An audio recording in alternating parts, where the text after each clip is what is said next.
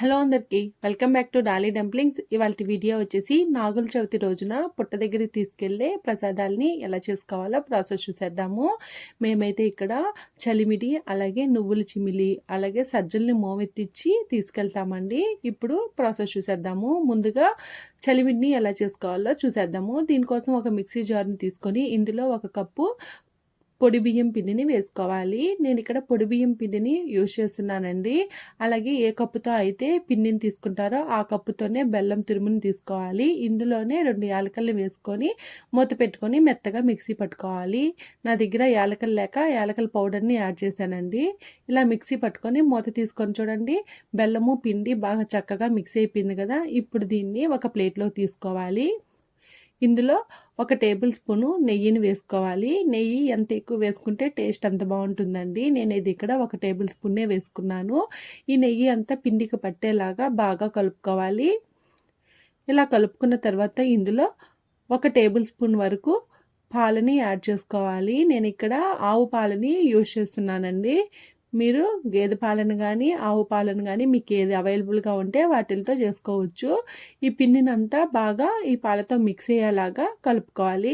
అలాగే ఈ పిండిని కలుపుకునేటప్పుడు మీరు లూజ్గా కలిపేసుకోవద్దండి, కాస్త గట్టిగానే కలుపుకోవాలి. అలాగే ఈ పిండి మొత్తాన్ని బాగా కలుపుకోవాలి. చూడండి, ఈ విధంగా కలుపుకోవాలి. మీకు ఒకవేళ లూజ్గా పిండి అనిపించినట్లయితేను ఇందులో మరో టేబుల్ స్పూన్ వరకు పొడి బియ్యం పిండిని యాడ్ చేసుకొని ఒకసారి బాగా కలుపుకోవాలి. అంతేనండి, చలిమిడి అయితే రెడీ అయిపోయింది. ఈ చలిమిడిని నేను వీడియో క్లిప్లో చూపించే విధంగా ప్రమిదిలాగా చేసుకొని ఇందులో ఆవు నెయ్యిని వేసుకొని ఒత్తులు వేసుకొని దీపం పెట్టుకొని పుట్ట దగ్గర తీసుకెళ్తామండి. ఇప్పుడు నువ్వుల చిమిలిని ఎలా చేసుకోవాలో ప్రాసెస్ చూసేద్దాము. దీనికోసం స్టవ్ ఆన్ చేసుకొని కడాయి పెట్టుకొని ఇందులో 1 కప్పు నువ్వుల్ని వేసుకోవాలి. నేను ఇక్కడ నల్ల నువ్వుల్ని యూజ్ చేస్తున్నానండి. మీకు ఏది అవైలబుల్గా ఉంటే వాటిల్ని వాడుకోవచ్చండి. మా సైడ్ అయితే ఎక్కువగా నల్ల నువ్వులనే యూజ్ చేస్తుంటాము. మంటని మీడియం ఫ్లేమ్లో ఉంచి ఈ నువ్వుల్ని లైట్గా వేపుకోవాలి. మరీ ఎక్కువ వేపేసుకోవద్దండి, చిమిలి అనేది చేదైపోతుంది. ఇలా వేపుకున్న తర్వాత ఈ నువ్వుల్ని స్టవ్ ఆఫ్ చేసేసుకొని ఒక ప్లేట్లో తీసుకొని పూర్తిగా చల్లారనివ్వాలి. ఇలా చల్లారిన తర్వాత ఈ నువ్వుల్ని ఒక మిక్సీ జారుని తీసుకొని మిక్సీ జార్లోకి వేసుకోవాలి. అలాగే మీరు ఏ కప్పుతో అయితే నువ్వుల్ని తీసుకుంటారో ఆ కప్పుతో 1 కప్పు బెల్లం తురుముని వేసుకోవాలి.